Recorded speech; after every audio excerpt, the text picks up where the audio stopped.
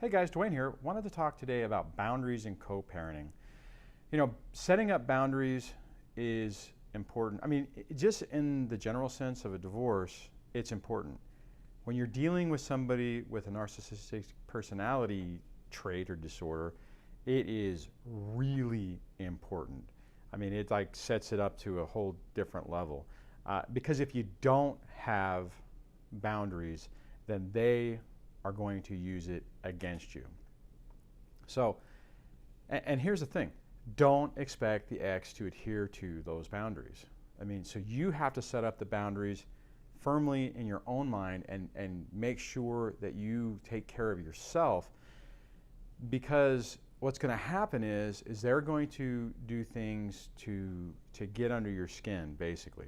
Now, a court order is super important, and if you have everything outlined in there, and if you haven't done a court order yet, I would highly encourage you to, I hate to say this, but to map out every scenario you can think of, and don't expect them to do anything. Now, the problem is if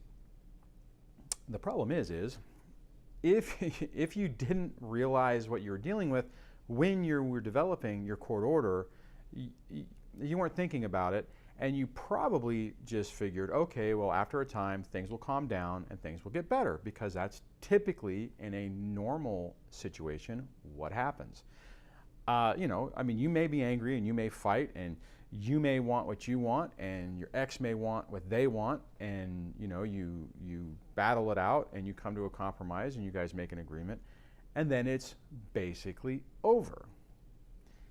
Now, if you're dealing with somebody with a narcissistic personality disorder, it isn't over. It's never over. It will never be over. It just continues to go on.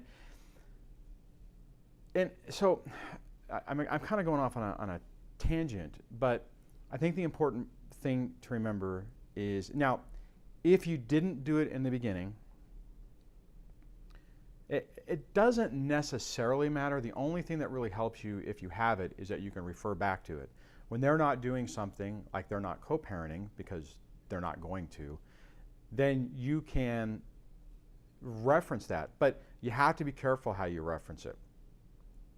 And what I mean by that is they are going to use gaslighting and reactionary seeking behavior to get under your skin, okay?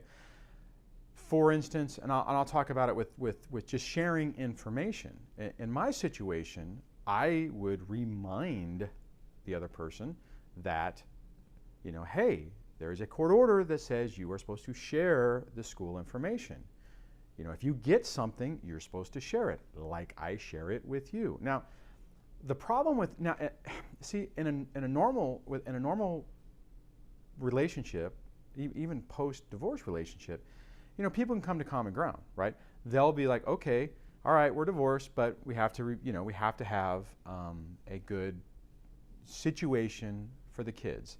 And you'll see online.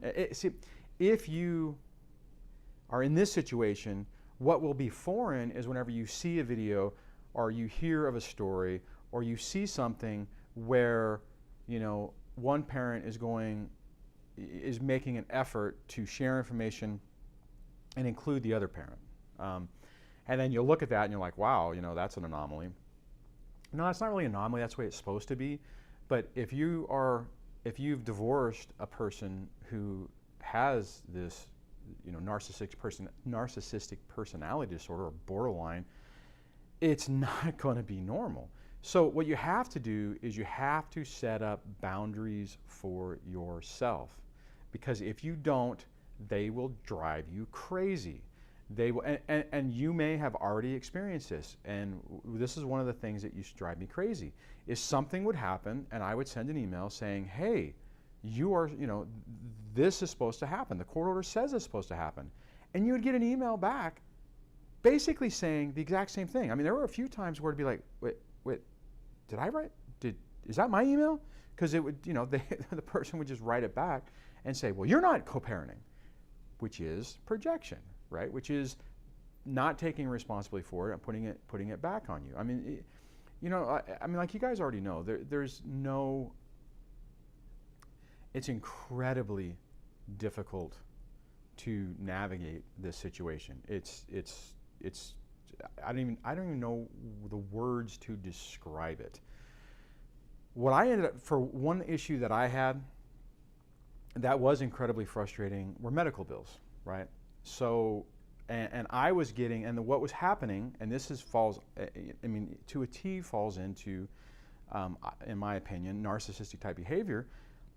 A bill would come in and I wouldn't get it, okay? And that bill wouldn't be paid. And more bills would come in and I wouldn't get those. But when it got to the point, whenever you miss a bill, if you've ever had this, and if you've actually gone through a divorce and you have this type of situation, and you're the primary breadwinner, and to be honest, I mean, I know that the stereotype is that the guys always get hosed in divorce and the woman doesn't. I think if you take a step back on that, it's really not that way, at least in the United States and in California.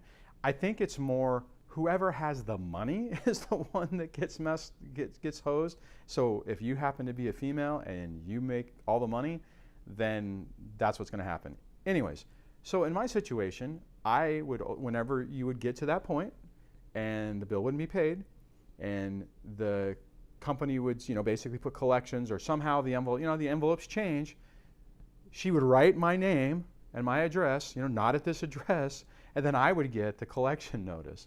And I mean, it was like, I'm laughing about it now. It wasn't funny at the time. It was incredibly irritating and stressful. It was gaslighting and reactionary seeking behavior and manipulative and, all that stuff.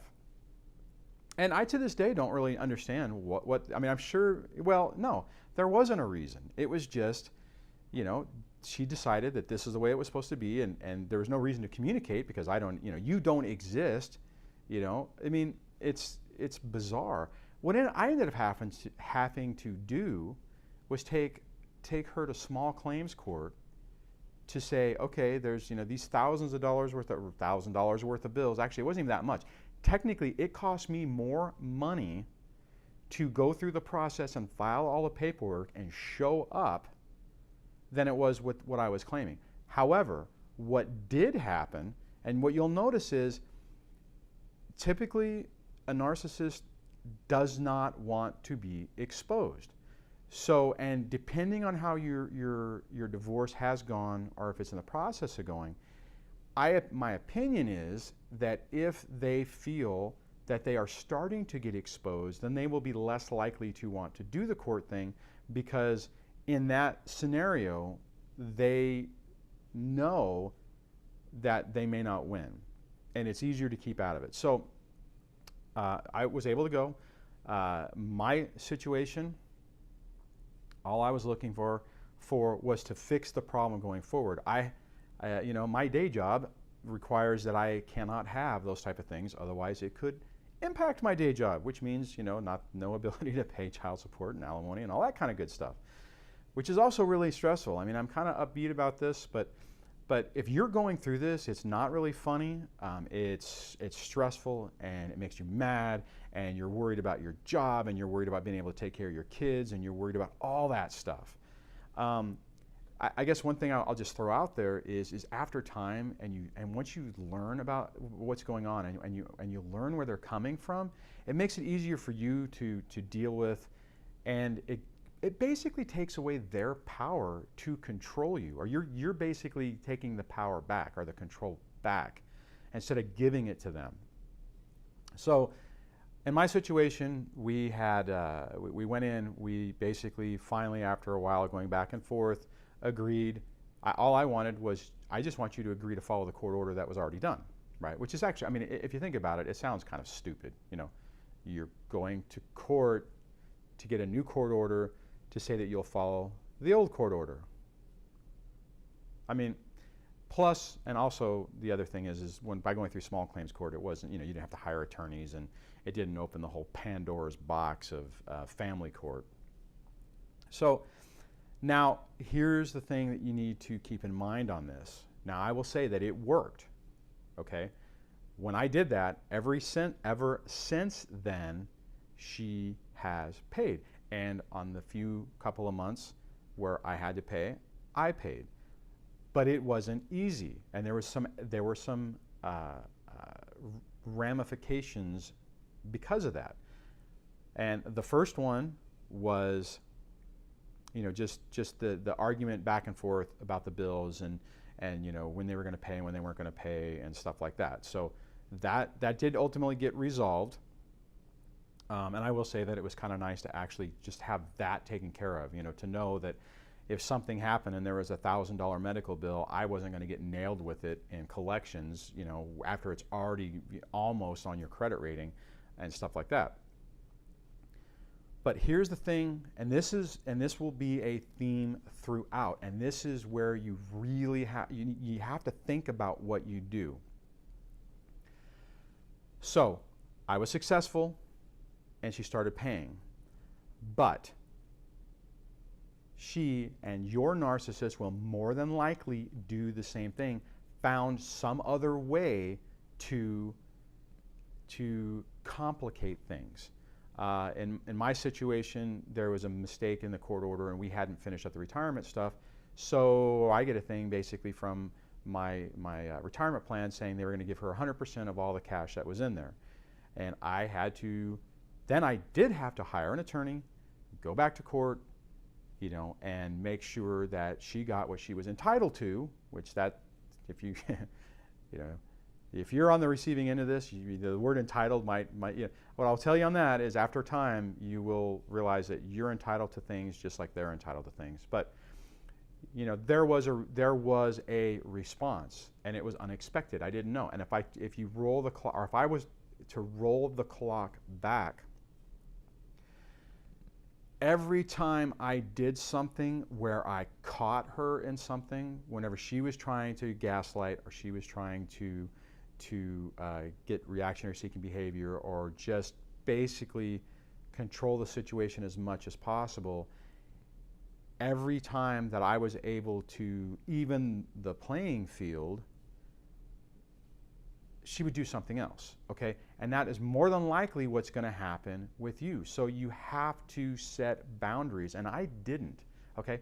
I didn't whenever it started, and it caused a lot of problems. But you need to set boundaries, okay?